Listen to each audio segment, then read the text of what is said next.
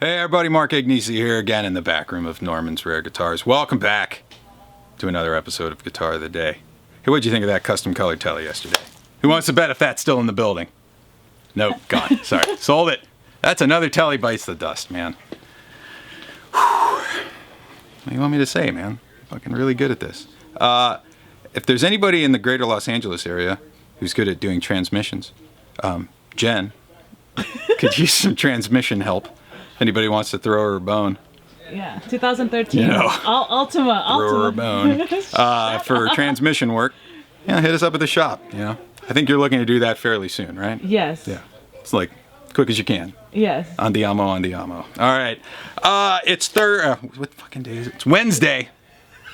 All day. We do ES guitars on Wednesday. We've been on a good streak of those too. This is early. It's fun. Something we don't see very often. Haven't had in a really long time. You guys are gonna dig it. Come on back. It's from 1961. This is an original Epiphone E-212TD Sheraton. Original Sunburst finish with a pair of patent applied for Mini Humbuckers. And of course the Tree of Life headstock inlay. Ooh. Oh yeah. That's the top of the line ES model for the Epiphone line right there. So this would kind of be, you know, we always say that every Epiphone model has kind of its Gibson counterpart. This would kind of be like the 355 of the Gibson line, but it is a little bit different. So let's talk Sheratons. Sheratons actually came out kind of early. They came out in 58, which is kind of right when the 335 came out. They were still using a lot of the leftover Epiphone parts at that time. So the earliest ones of the Sheratons will have those New York pickups on them. They look very similar in size to this, but they're actually not humbucking pickups there, and you won't see any coils exposed on them. The magnets are actually set horizontally going through the pickup like this instead of up and down like you'd see on regular pickups. And they had some different Epiphone knobs, things like that. 61, which is what this one is kind of the first year with the Gibson parts. So that's the first year that we see the PAF, or patent applied for, mini humbucking pickups. We still have the frequencator tailpiece. If you're wondering why it's in two pieces, because you have your bass strings and treble strings, you can change the tension, how much downward, you know, pitch is coming off of that saddle, just by pushing these down or pulling them up. So you can kind of adjust the tension of your treble and bass strings with the frequencator tailpiece. We also start to see the Gibson knobs at this point. Kind of the reflector tip knobs that you'd see on the SGs, 335s, and all that kind of stuff. Original Epiphone guard, you can see where that E was. But I said this is kind of like the 355 because you start to get the fancy binding, obviously the gold parts, the fancy binding like the 355. The 355, the one place where they really differ is rosewood board on the Sheraton.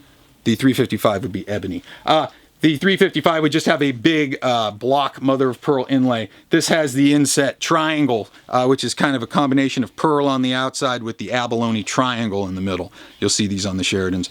We have the inlaid Epiphone script logo, and then of course we have the Tree of Life inlaid as well. Factory Grovers on these guitars. There were some specific Epiphone tuners that they used on some of the early 161, again, first year for going to the factory Grovers. Not a minty guitar. You'll see there's some, you know, some bangs and some bruises here on the back of the neck, the body. It's actually pretty clean on the back. Top's pretty clean, just some tarnish on the gold.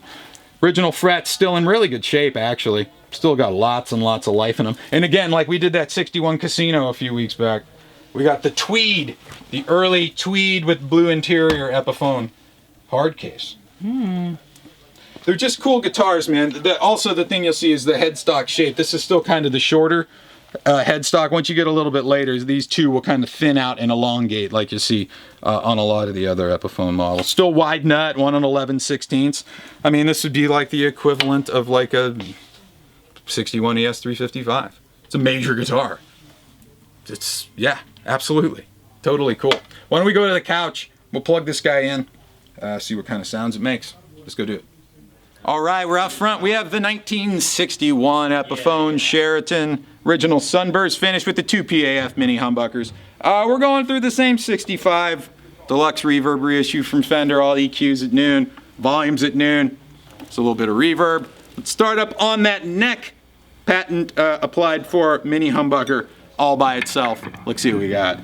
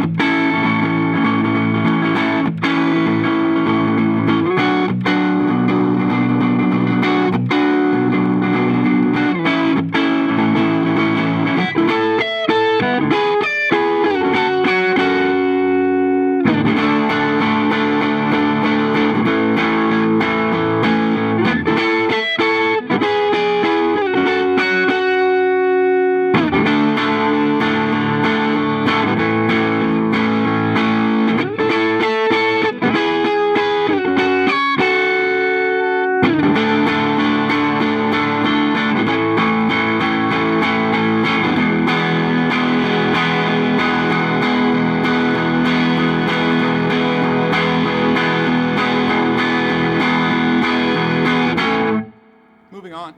Middle position. Combination, those two PAF Mini Humbuckers all together. Let's see what we got there.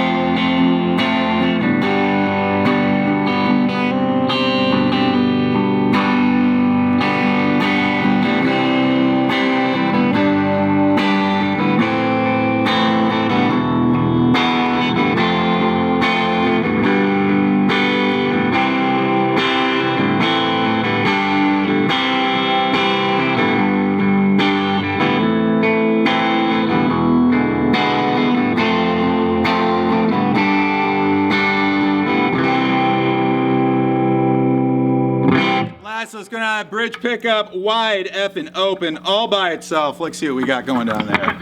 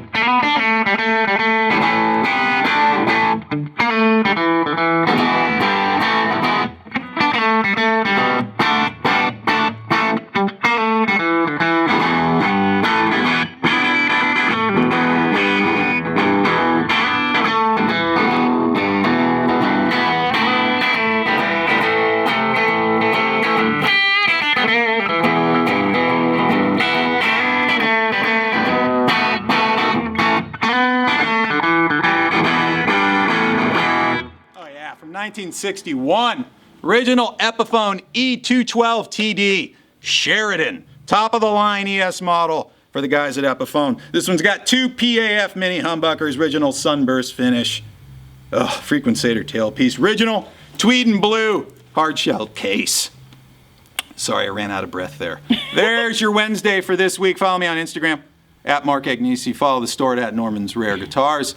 And check this and the rest of these things out online at normansrareguitars.com. So no one's going to be pissed if we skip Thumpin' Thursday again, are they?